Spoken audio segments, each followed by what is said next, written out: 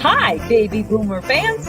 We are Jackie and Janine, the Pfeiffer sisters, and love to talk about the 1950s, inviting you to reminisce with us as we explore experiences of that decade.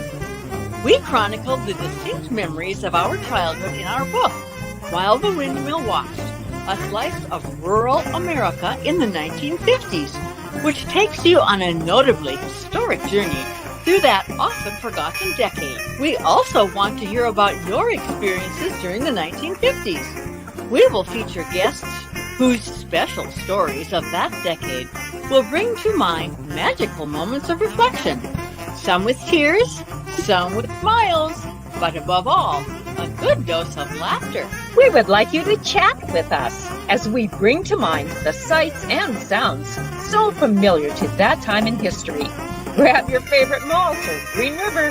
Make sure you are wide awake and get ready to be inspired about the 1950s. Welcome to the 1950s Fun Chat. Hello, friends.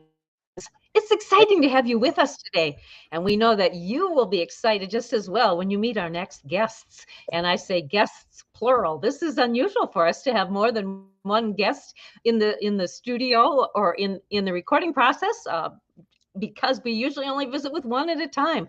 But this group of gentlemen made their mark in the music world in the Midwest in the 1960s, but they were so influenced by the 1950s decade, and they even have a sample of their music for you to listen to later on in the broadcast. So we're excited about that, Jackie. You bet.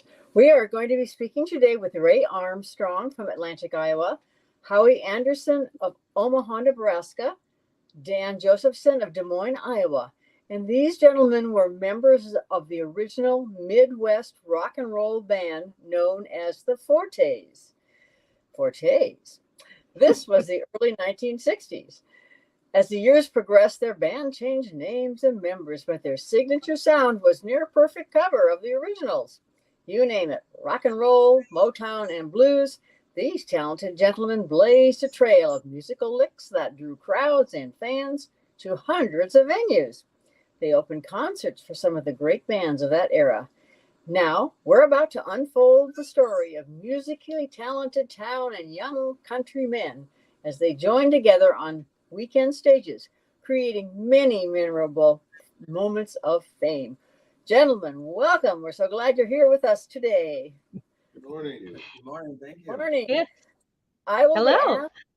We will be talking and asking general questions, and it's up to you to decide who's going to chime in and answer the question. So do take turns. We appreciate hearing from everyone. So, of course, the first one I'm going to ask is, how did this group come together? Can I answer that? I had a band in... Please identify who you are. I'm Dan Josephsen. Okay. And I had a band in college in Maryville, Missouri for 1 year. And Ray had a band that he was playing with. And we both left those bands. And in 1965, we met in downtown Atlantic and decided that we needed to get together and start a band. And we had actually played in a band prior to that together as well. We needed more players than just ourselves, of course. And so there was a music store in Omaha, a well-known music store called Howies in downtown Omaha that all the musicians went to. And we went over there one day and we found a business card hanging on the bulletin board over there. And it said, bass player looking to join a band. And that bass player happened to be Howie Anderson, who's sitting here with us today. That's how the band got started.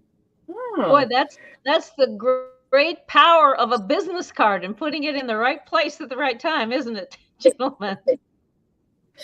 So, and what instruments did you play, Ray? And did you play Dan? I played drums and vocals also. Mm-hmm. Okay. Yes, I play guitar. Most of the playing I've done has been lead guitar, but I play guitar. Okay. All righty. And then were there other... Go ahead. Were there other people in the group as well, other than yourselves? I would add a little bit to this. The band, when it first got together in summer of 1965, played as a three-person group for, I would say, close to a year, and did very well that way. But there were some places out in areas that wanted to see a bigger band play, and we knew of people who played in other bands and was looking to join. So we actually added a player after we had been playing as a three-person band for about a year. And Howard might have something to add to that. Well, some of the venues had 5, 6, 7 in their group, and our sound was as good or as big as theirs. But what some of the promoters weren't aware of is that we had some tricks. Our sound system was unbelievable. It overmatched anybody's sound system, so it did sound like there was 7 or 8 on stage, when really there were only 3. Excuse the phone that's ringing; it's not ours. But we were told by one of the promoters that we love your music, we love your harmony, but the kids, the teens at the teen clubs want to see more. They want to see more people. So at that time, we got together, and Danny had known one of the guitar players from a previous band and asked him to join us. And then we became a foursome at that point. How did you go about getting dates? From Hamburg, Iowa. And he actually joined the band then. We became a 4-person band with 2 guitars, a bass, and drums. Okay. How did you go about getting gigs, getting engagements? I think at that time, Ray was married and was working at the local Sears store in Atlantic. And Danny was in school, going to school in college. And so I had the free time. And so I would get in the car and get some posters, and we had some business cards made up. And I would just try because again, Danny and Ray grew up in this area, and they were already known. And because we stayed in this area, we really had a very, very good following wherever we went. And we played a lot of 4-H buildings, and we played a lot of high school proms and different venues around Des Moines, some of the major cities. Okay. Ray, tell us a little bit about that sound system and why it was so fantastic. Well, part of it was that Howie and the others actually built our own amps, and Howie could probably expand on that more than I can.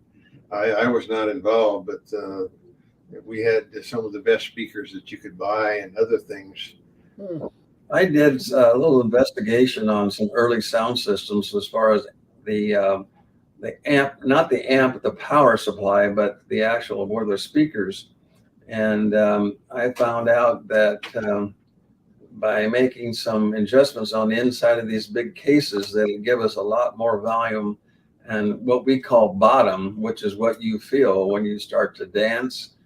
It just kind of makes you want to get up and dance, where most entertainers at that time had one little tiny amp, maybe with 2 speakers.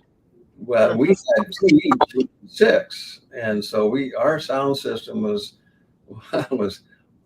not noisy, but bottom. And at that time, we also the Rumbles, which was another rock group in town, we made speakers for them as well. Okay. So that was our competition. Okay. That was nice of you to help them out. Ray, when we had visited earlier, you had talked about how you traveled. You had this big old van, and that got you from place to place. Tell us about that. Well, it was a Ford van, one that had the motor beside us, and I remember one time we were going up in northern Iowa, and Howie was leaning against the side door. and the side door came open. We almost lost Howie. Another time, our van broke down, and a semi trucker come by and offered to give us a pull. It was over by Greenfield, and they built a new road, and there were no shoulders on the road yet, just hay on the road and stuff. We're tied to a log chain behind the semi, thinking he's going to pull us. Well, we kind of had some longer hair then, and what happened is I got appointed driver. Now the brakes weren't very good on this van, so we had to be careful. We didn't use the brakes too long. But this guy was hauling us down the road 55 miles an hour. There's straw blowing up in the semi. We luckily made it to our destination, but it was harrowing. Never forget that. You know what I'm enjoying watching when you gentlemen are speaking is that these days must have been very fun days, because you all have a very pleasant smile on your face as you're telling us about that. I love it. Well, we know that you were the Fortes. What kind of music did you play? Basically, we played whatever was the top hits of the day that you would hear on the radio. Back in those days, the top 40 was a big thing, and it probably still is to a certain extent, but it's changed a lot from what it used to be. But the top 40 hit songs, Billboard Top 100, those kinds of songs that was played every day on the radio are the kind of songs that we played. And every time there would be a new song from a group that seemed like it was get popular, we would get together and we would learn those songs. So that's kind of what we did. How did you get the music for these songs? So you knew most 45 RPM records. Okay, so you just listen to the records and then you listen to the record on a record player and go back over many times till you get it just right. Well, also Danny was the guitar player, and he would actually pick out my parts for me, and so I would know what I was supposed to sing, because I didn't have the ability to do that, and he picked out most of the parts, and Howie did too. So we all shared in that. Actually, Ray was our voice. We depended on Ray, and when Al was with us, he passed, but when he was with us, he was also a lead singer. And Ray was a lead singer, both extremely well. And Danny and I, we mostly did back in harmony, but the group that was just kind of thrown together, our harmony was up there with the best. And I know you know who the Beach Boys are and the Beatles, and we would record their songs and play them at concerts, and not concerts, but 4-H buildings. And I remember one night a young man came up, and obviously he had a couple of cocktails, and you're not supposed to drink at these 4-H buildings, but he said, you guys are really good, but you sound just like the record. And I thought, duh. Yeah, you do sound like the record, because that's what you want to hear. So. That's the point. You were also a lead singer. Yes. Good job. That's one thing that was unique about the Fortes is that every version, I mean, over years, we had some changes in the band, which we might bring up later on, but we always had everyone in the band was a vocalist, and that was kind of unique. Yeah. Okay. You have a CD player sitting in front of you there. Yeah. Do you have music from that era that you recorded on that CD? I'll let you hear some. This is one we recorded. We recorded this in a studio in Council Bluffs, Iowa. Okay.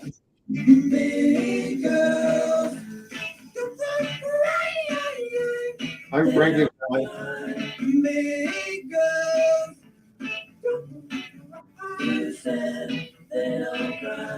My girl, say goodbye. My girl, you want to hear any others? I think that's great. You guys sound just like the original. That's amazing. That's what a vocal range you have. In case you didn't pick up on it, that is Ray Armstrong singing the high part in that song. And Ray, I think you told me the other day what your vocal range was. How was that? Or what is it? I can actually, still sing some of the falsetto, not quite as high, but also can go clear down to the basement and do the gravelly stuff like Joe Cocker and things of that nature. Okay. Oh, how fun. So we understand that you were in the Iowa Rock and Roll Hall of Fame. Would you tell us about that, please? What does that mean to be in that distinction of being in that group, and how does one get there? Well, in 2004, the Fortes were inducted into the Rock and Roll Hall of Fame. Nice. And that was quite an honor to do that.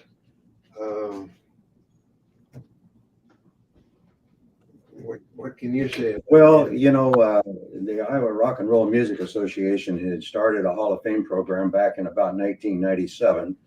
I didn't really know anything about it, actually, being from the Des Moines area. The Iowa Rock and Roll Music Association is located up there in the Okoboji area. Arnold Park is actually where it's located. There's a museum up there now. And it's grown over the years. But in 2004, we got a call saying that we've been nominated to be inducted into the Hall of Fame. And of course, it caught us by surprise. And the band had not been together since about 1977. So it was an exciting time, a real honor. In fact, that weekend they call it an induction weekend. It happens over Labor Day weekend up there. And the band got together and was able to perform about a half-hour set on the Hall of Fame induction concert. Cool. And honestly, it's really hard to describe how that is and what kind of a feeling you get from that. And it turned out to be probably one of the best days of your life for anybody that goes through that process. Right. And, incidentally, when we prepared for that, after having not been together since 1977, and then to go play in 2004 together, we had to have practices, and we did have practices here in Atlantic at Ray's Plumbing Shop here in Atlantic, and got ready for that. And I will say the Fortes did a pretty nice job up there, from what people tell us. So it was great. That was what an exhilarating experience. Yeah. It's wonderful to be honored for your craft, for what you dearly love, and the amount of time and effort that you've put into it. That's exceptional. Congratulations, gentlemen. Right, especially after all those years passed, and you realize that your family and all those people, really all they've ever heard is you talk about what you used to do many years ago, and then to actually get together about 30 years later almost, and actually be able to perform the music for your own children and spouses, and all was quite a thing. Oh, definitely. So instant respect in your family, huh? Right. Yes. I understand that you would open for shows of a lot of big name artists. Can you tell us about those experiences? We actually did do that a lot, and some of it in the early days. Howie here had a lot to do with that. He had a lot of connections there in Omaha, whereby we got a chance to play opening acts there at the Omaha Civic Auditorium, where they would have concerts in there. Civic Auditorium was a place that probably concert for 10,000 plus people. But there, Sonny and Cher was one of the first ones that we had done. The Beach Boys, 2 different times actually in Omaha. We also opened for the association at the Civic Center in Omaha. Three Dog Night. In Sioux Falls, South Dakota, we opened for Tommy James and the Shondells. In fact, that was back to back. We opened for Tommy James and the Shondells on a Friday night in Sioux Falls. We came to Omaha the next night and opened for Three Dog Night. So those were busy times. We were lucky to have had to play with these people. And of course, when you do that, you get a chance to meet them. Basically, you're in the same dressing rooms with them, and you're just on stage before them, is about what it amounts to. And those were exciting times, and times that we're pretty proud of. That old van had to get a move on, didn't it, to get from Sioux Falls to Omaha? Yeah, well, and without being, too negative about it, there was a night and day difference between fronting for Tommy James and the Shondells on a Friday night and Three Dog Night on a Saturday night. Tommy James at that time, well, he was unhappy because the venue didn't supply him with the right kind of organ in the equipment. He was supposed to be supplied from a local supplier, a B3 organ, they call it. He didn't have one, and he was mad, and he wasn't going to play. And of course, we were opening for him, and he was pretty mad and wasn't really very nice because of it. And I guess you can understand that. But the very next night, we came to Omaha, and of course, there you just drive your van at that time right in on the floor, right in front of the stage, the way it was done in those days. Three Dog Night was there at the same time, and they actually came out in an extreme opposite. They were very nice to us, helped us load our equipment in on stage, just like we were part of their band. So it was quite a week. Yes. Nice. I'd like to know if your choice of music changed when you changed venues. Right. What's Ask it again, Jackie. Okay, I'd like to know if your music that you played changed depending upon who you were going before. Did that make a difference? Or did you play the same things or what? No, we just played the songs that we knew everybody liked. Okay. And I don't think that we very often would ever change our style or the kind of songs that we were playing necessarily for that. So you had a standard repertoire when you opened for bands? We would try to pick out probably 6 or 8 of our better songs, of course, you know, ones that were popular, the ones that we knew that the crowd would like. Uh-huh. Did you always play rock and roll, or were there other genres of music that you played? The Fortes only played rock and roll. Okay. And did your choice of music flow with the years as different artists became popular? Would you start to copy their works? Yes, we would, basically top 40. So that was always changing and revolving, different artists, different styles. And always tried to keep up to date with that because this is what people want. Mm-hmm. Sure. And, Were The there current music that was popular was the songs that we did. Okay. Were there ever, with a group of people, when you work together and play together, was it always a group that had a lot of camaraderie, or did you have difficulties at times working with each other? No, I mean, all bands have some to a certain extent, but it was always a camaraderie thing all up and down the line. I mean, we had to, because most everywhere we went, we talked about that van that we had it set up to where we all actually rode in that same van with the equipment. So we learned to know each other very, very well. And that doesn't mean there wasn't an occasional disagreement here and there, but for the most part, everybody was great friends. And we checked attitudes at the door. Yeah. That's good. Yes. And you also had a common goal. So that helped in I've been thinking not having little picky things go on. There was a time that we were going to compete in the Battle of the Bands in Des Moines, Iowa. Again, all on the van. We had this big Ford Econoline van, all of our equipment in it, and only a couple of seats. Some of the guys had to sit on top of the equipment when we would go from place to place. But we knew we didn't have time to warm up at this Battle of the Bands in Des Moines, put on by a local radio station. Do you remember the radio station? Probably KIO. Yeah. Okay. And we would practice. We would sing in the van as we're going without the instrument, right? Just singing and getting our harmony down, because we wouldn't have time to set up, maybe warm up, play one song, and we had to go on. So we would sing all the way from Omaha or Atlantic to Des Moines and Cool. the harmony down. So that's where our camaraderie came from right there. Did you take turns driving? Did you take turns driving? Yes. Of course. Okay. Yes. Yeah, we did. And I'd like to know about your costumes. What clothing did you wear? How did you acquire it?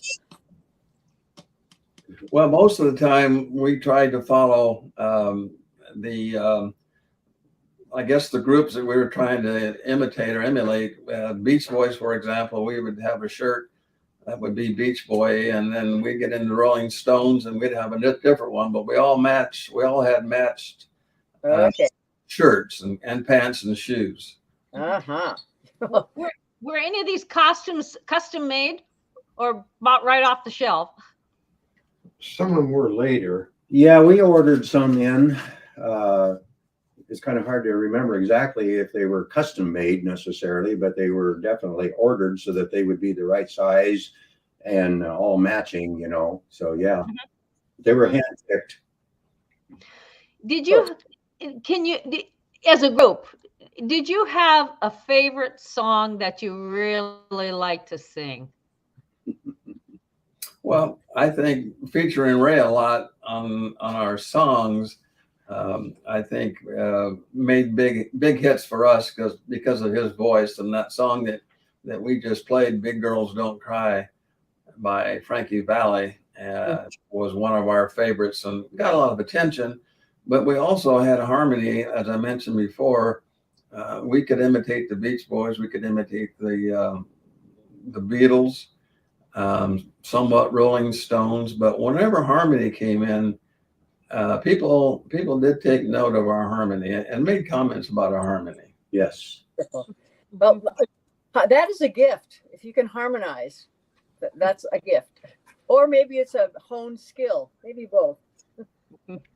Were you always singers as little kids? Did you go around the house singing, or did you have toy guitars or drum set, Ray, that you played? Well, actually, you get to it in the early days. I had an uncle who knew how to weld, and he welded up my first bass drum pedal, and I baked some old wore-out cymbals from the school. I had him make my foot-operated hi-hat, those kind of things. My first bass drum I had at home was actually an old cardboard suitcase, this homemade foot pedal, and of course, and back in those days, I had 5 sisters, and they didn't take us all to town, so we didn't get to the music stores. You know? Say about my singing started. I got my first guitar when I was 11 years old, and it was 1 year after Elvis Presley came on the scene, and that's how I got interested in it all. And I got my guitar when I was 11 years old, but I live on a farm east of Exile, Iowa. And of course, we had milk cows, and every morning and night we had to milk the cows, which means before you milk them, you got to go out and bring the cows in. Sometimes those cows is out in the North 40, a long ways away. Take my guitar out to get the cows, and I would be singing all the way back, trying to learn Buddy Holly songs and all those kinds of things. Buddy Knox and all those people that were my favorites with that guitar out there chasing the cows in so we could milk them. That's how I learned to sing. That's cool. I wonder if that enhanced their milk production. Probably did. They gave you sweet milk from your sweet sounds. And Howie, when did you start putting an instrument in your hands? Well, long time before I started playing the bass, but I loved singing from a kid. I just sang every day and to nobody, just singing. And to this day, I think back of all the things that I've done over my life, that going back to singing with the group, with the Fortes, I go back every week about how much fun we had, and playing for everyone and just singing as a group. But I started the bass playing. I had friends that were trying to get a band put together. They had a horn, they had a drummer, they had a guitar player. I said, "We'd love to have you come along. Would you like to play bass?" I had no idea what a bass was, but I bought one, and then I bought a little amp, and I started playing bass and with this group when I was quite young, and that's how I began my career in musician. How fun! Is there anything that you gentlemen would have done differently? For me, if there had been anything that maybe I would have done differently myself in the band, if we had been confident enough, is maybe try to move into writing our own songs, because I really believe personally that there actually was enough talent in this group that we could have actually, made it big.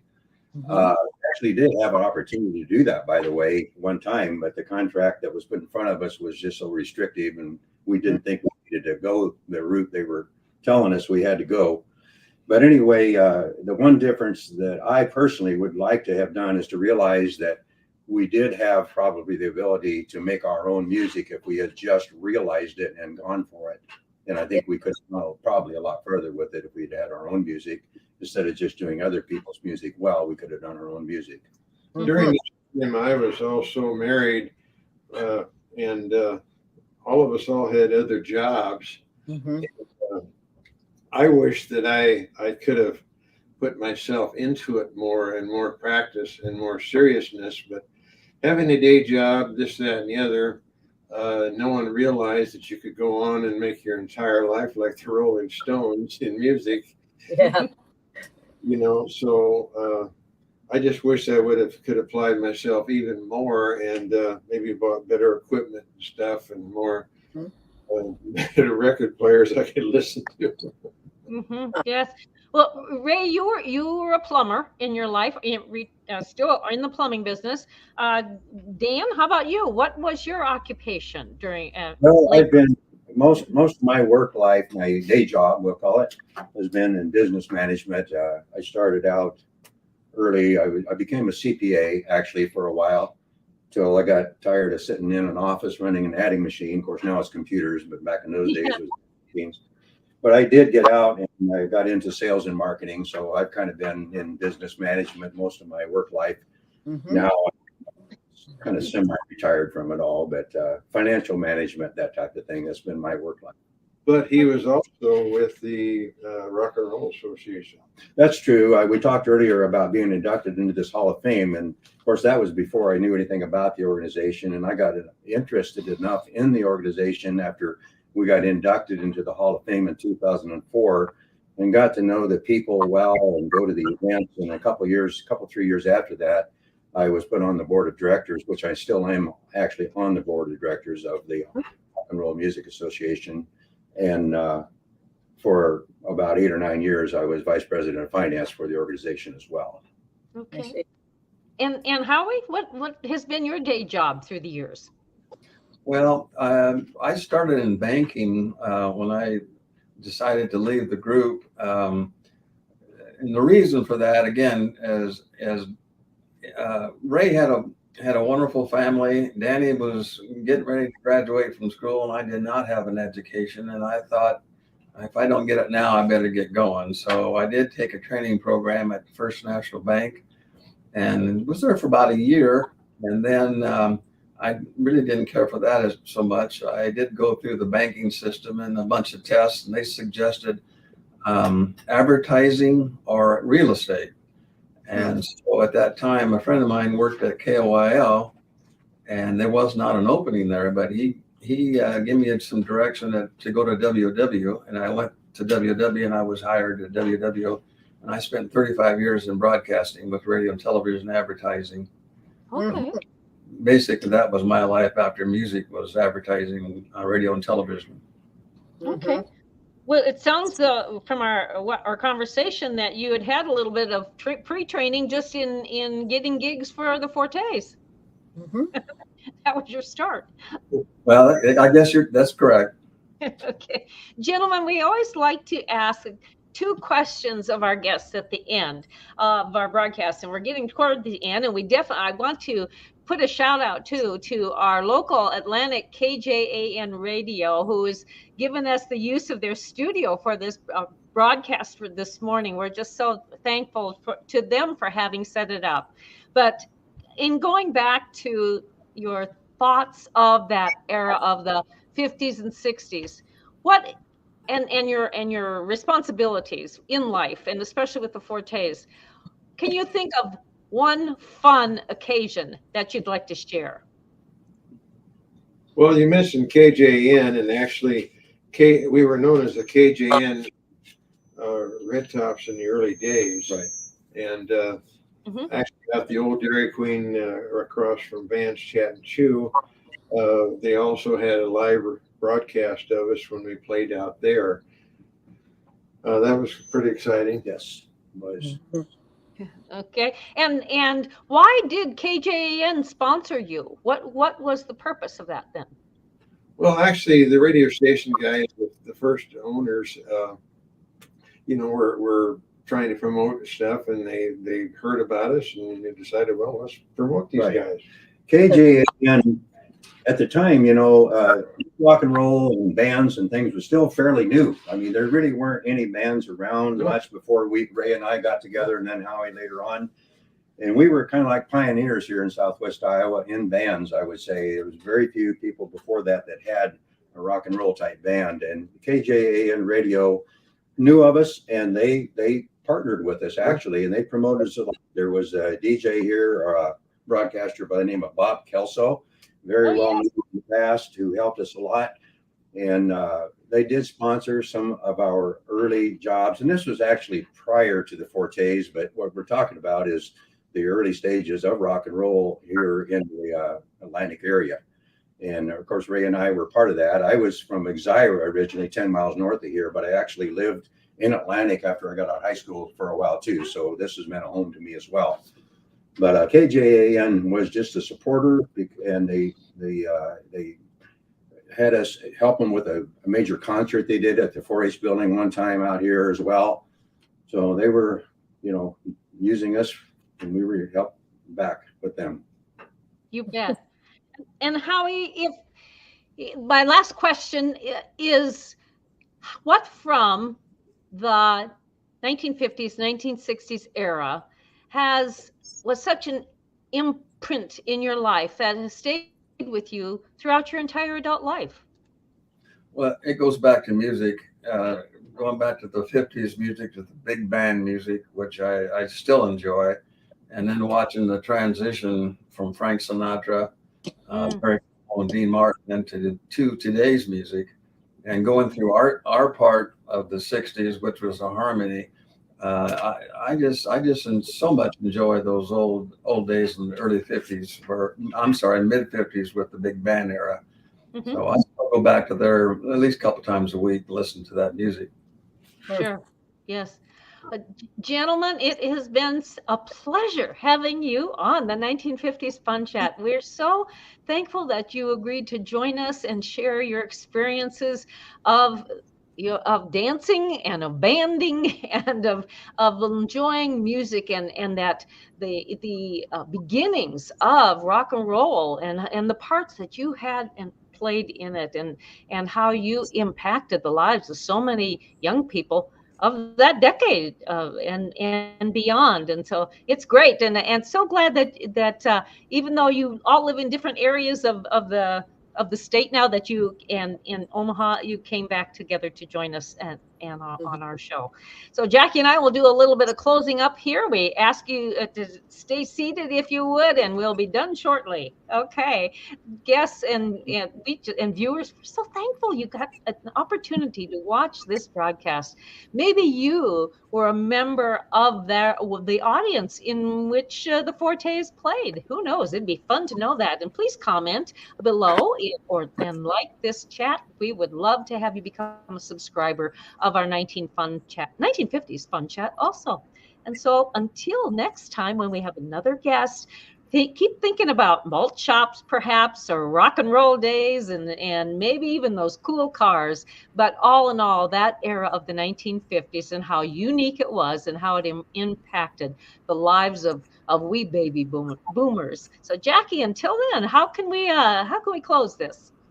We can close this by again reminding people to click that thumbs up button, to hit the red subscribe button, to go to our website, which you see, and there's a purple banner that is running across the bottom of your screen, www.whilethewindmillwatch.com.